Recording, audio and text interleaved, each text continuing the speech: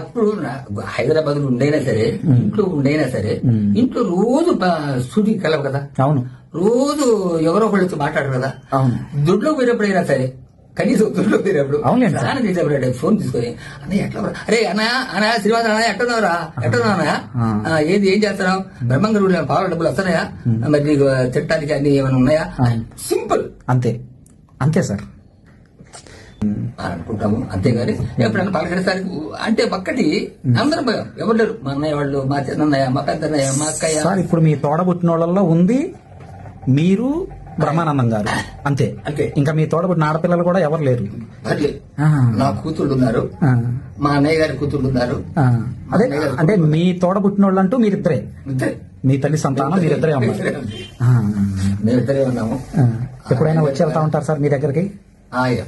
అంటే తక్కువ, ఎప్పుడు వస్తాడు కానీ నేను కూడా, ఎందుకంటే ఒకటే విషయం నేను చెప్తూనే, ఎందుకంటే ఒకసారి 2 సార్లు గొప్పవాడు పలకరిస్తే చిన్నవాడికి కాస్త చదువుగా ఉంటుంది, మాట్లాడడానికి బాగుంటుంది, ధైర్యం ఉంటుంది.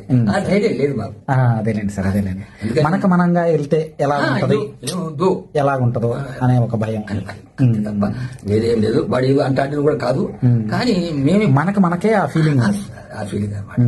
అంతే తప్ప అంటే పలకరిస్తారు. నువ్వు వచ్చి అన్నాం అనుకోండి, మీరు వచ్చారనుకోండి, మరి ఎంత ప్రేమగా ఉంటేనే కదా మరి. అవును. ఏదైనా ఇప్పుడు నేను మాత్రం ఒక్కడే ఉన్నాను. ఇప్పుడు కాకపోతే బాధ ఏంటంటే, బాధ ఏమి లేదు. ఏమన్నా ఎట్లా ఉన్నావురా అనా ఆ ఒక్క మాట, ఆ ఒక్క మాటే సార్. ఏమనుకోండి, ఇది చూపించమారండి నాకు. ఎందుకంటే ఎట్లా ఉన్నావునా, ఏం చేస్తున్నావు అవును అంటే ఎంతో, అసలు డబ్బు ఎక్కర్లేదు, డబ్బులు ఎక్కర్లేదండి. వచ్చాడంట నాకు తెలియదు, నిన్ననో ఇవ్వడు. ఇప్పుడు నాకు బాధేసింది. నేనేం నడవలేను, పెట్టలేను, నడవగలుగుతాను అనుకోండి చిన్నగా. ఎక్కడుంటాడు ఏమిటో, ఎట్లా పోవాలో ఏమిటి, అంతమంది జనాల్లో ఎత్తుక్కొని వెళ్ళాలి. వాడు రాకపోయినా రావడానికి వీలుపడదు, నా ఇబ్బంది బాధపడతారు. సమస్య అవును అవును. ఆయన ఇక్కడ దిగాడంటే అసలు ఈ రోడ్డు పట్టదు. లేదు వచ్చాడు కానా, నువ్వు వచ్చి నువ్వు ఇది కూడా కాదు, హైదరాబాద్ యువతను తీసుకొని రానా అని ఒకసారి చూడాలని అంటే. అవును సార్, అవును అవును. అది సార్, ఇంకేమి లేదు. అవును.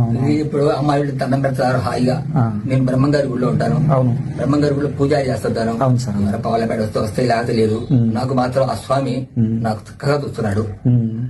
రెండోది ఏంటంటే పలకరింపు. అది ఎందుకంటే ఎప్పుడు ఏమవుతుందో ఎవరికి తెలియదు కదా.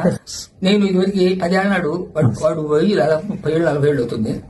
నేను అప్పట్లో నేను కూడా పాటలు పాడతాను, నేను కూడా నాటకాలు వేస్తాను. నేను ఆశపడ్డా, అది కూడా చేయబడ్డది బాధ. ఇప్పుడు ఏం చేయగలను?